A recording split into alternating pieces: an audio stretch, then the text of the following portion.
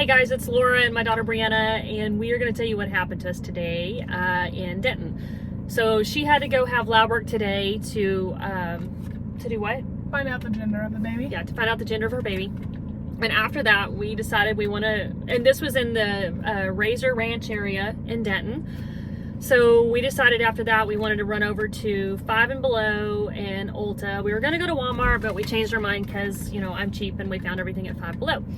Again, this is in the Razor Ranch area of Denton. So we pull into the parking lot, and you know, those of you that know this area know that, you know, the parking lot's really big. So we park kind of, so like if here's the building, here's the back of the parking lot, we park in the middle of the parking lot.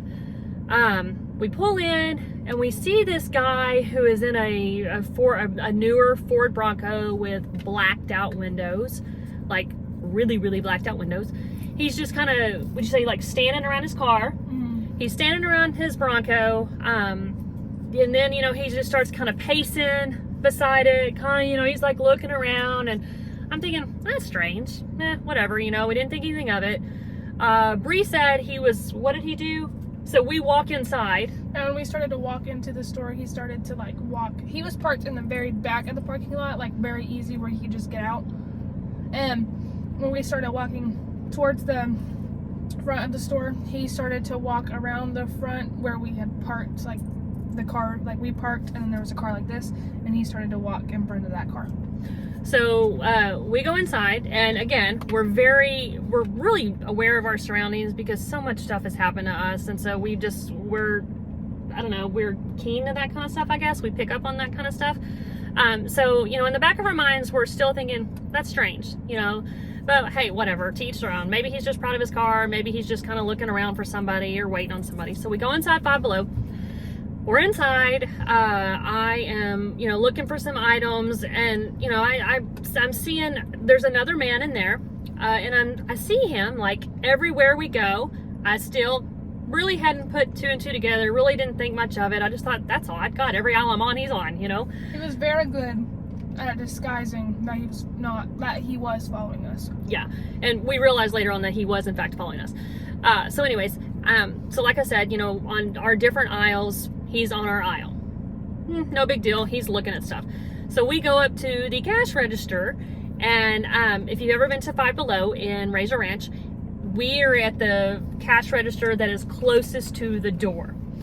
So we get up there, and then I just kind of happen to look over at the door, and standing right there at the door is this man. Nothing in his hands. He's on his phone. He's kind of, he's looking out at the parking lot, so in the direction where this other man was that we saw when we first pulled up. So by this point, I'm like, okay, something does not feel right. And it takes a lot to make me nervous and to scare me, but by this point, I'm getting scared. I'm like, okay, something's not right. So I'm, you know, checking out, I'm looking over at him, I'm watching him, then he makes eye contact with me, and then as he's still on the phone, he makes eye contact with me. Let me take off my glasses. And so then he looks down like this, but then his eyes look up like this, where he's still looking at me, but he, just in case I wasn't looking, you know, at his eyes, he wanted me to think I wasn't looking at him. So he's looking down like this, and he looks up at me. We make eye contact again. And then he's still on the phone, and he's still looking out the parking lot. So I'm trying to stall, and I'm having Bree, like, you know, they have all this crap up at the register. So I'm having Bree grab my grandson some bubbles, grab, you know, my grandson some chalk. I was getting real irritated. Yeah, she's like, what the heck, Mom? So anyway, so, you know, we get all this stuff, and by this point I'm like, okay, well, we've got to go out. So we go out, and before y'all start saying, why didn't you notify the register or the cash lady? Why didn't you do? Well, first off, they're teenagers, okay? And second off, I really didn't, I felt odd about it. It felt strange. I was scared.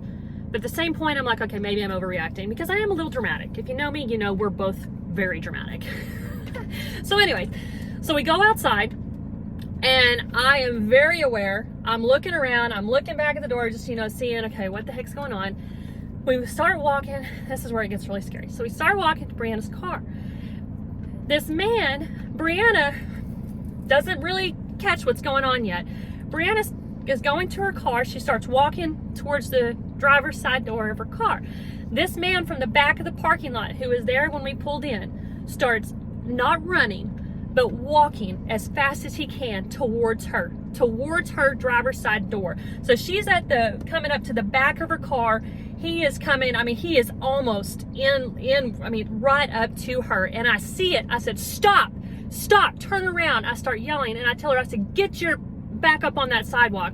She's like, what's going on? So you tell me your perspective as you're at you saw him coming, perspective. I just saw him walking. And I'm the type of person. She's stupid. And I was like, when she's like, get back. I was like, no, make him uncomfortable. Because she sees him coming at her too. She's not, I used to be like her. I mean, hey, but she's still at the point to where she thinks that, you can just stand your ground and, and intimidate them. And fear. She has no fear. Not knowing in today's world, you can't be like that. And she's pregnant. So I'm telling her, stop, get back on the sidewalk. So we turn around and we literally almost sprint back to the sidewalk.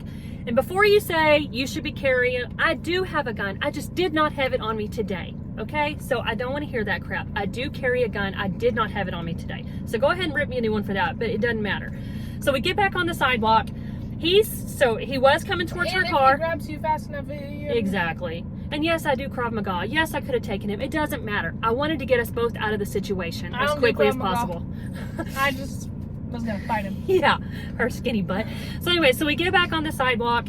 He was going towards her car. I make her turn around. We basically run back to the sidewalk. So then he starts coming towards the sidewalk at us. Okay? So as he's coming towards the sidewalk.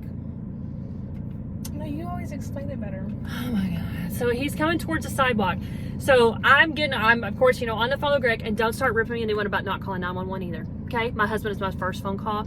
Do not rip me a new one about calling 911. So I get on the phone with my husband. We're sitting there. I said, babe, I just need you to stay on the phone with me because I don't know what's going on. And if something would have happened, then yes, I would have called 911. We would have screamed, yada, yada, yada. Okay? So we're on the sidewalk. He's coming at us at the sidewalk. Smarty pants here. She stands there, crosses her arms like this, and just stares at him. He's texting on his phone. Okay. He's texting on his phone, looking up at her, making eye contact. Texting, looking up at her, making eye contact. Mind you, the guy is still inside of Five Below. Yes, so the other guy is literally at the door of Five Below, which is right behind us. This guy's coming towards us. So then finally, Brianna's like, you know what? No, I've had enough. So she stands there, she throws her hands up. She says, what? What do you want? Or what did you say? And so then at this time, he's like, okay, because she had made a scene. So then he turns and he goes into a women's hair salon. This guy was bald, had no hair. He turns and goes to a women's hair salon. So it was like, we knew that they were going to do something. We felt it, but, we didn't know what to do. We didn't know how to react. I mean. And then we drove by his car 3 times and then parked by it. And I was going to wait. Yeah. Mom didn't want to wait, but then we went into Ulta really fast and came out and the Bronco was gone, so I'm sure he thought we probably took pictures of the license plate or something and was like, I'm gonna leave. Yeah. So, I mean, yeah, it could have been nothing. Who knows? We felt it was off. We felt something was wrong. So we were very aware of our surroundings.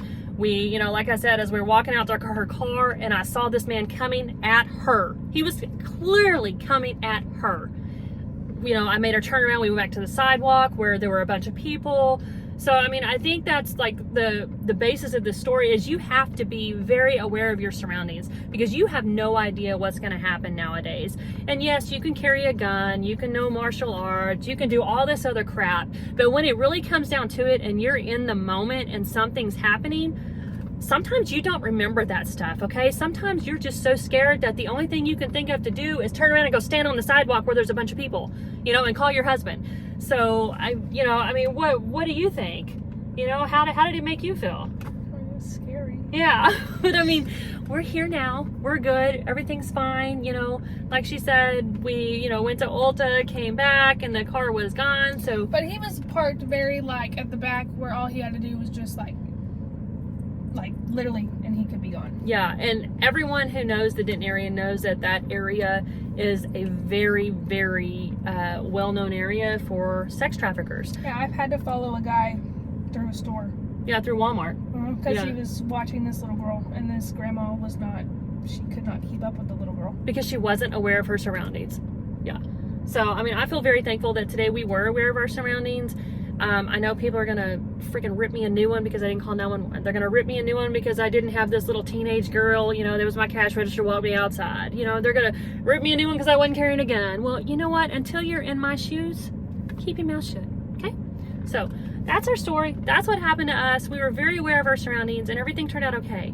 But for some of you, you're not aware of your surroundings. Some of you are on your phone walking through the parking lot. Some of you, you know, some of you have kids and, you know, you have to focus on the kids, and I completely understand that. But at the same time, you got to stop and be aware of your surroundings, because something can happen that fast. It could have happened to her today. They probably wouldn't have taken me, but he was clearly coming for her because I saw him. It could have happened that fast had we not been aware of our surroundings. So that's basically what we wanted to come on here today and just tell you is stop and be aware of what's going on around you, because things can happen incredibly fast. Got anything you want to add? So that's it. Love you guys. See you next time.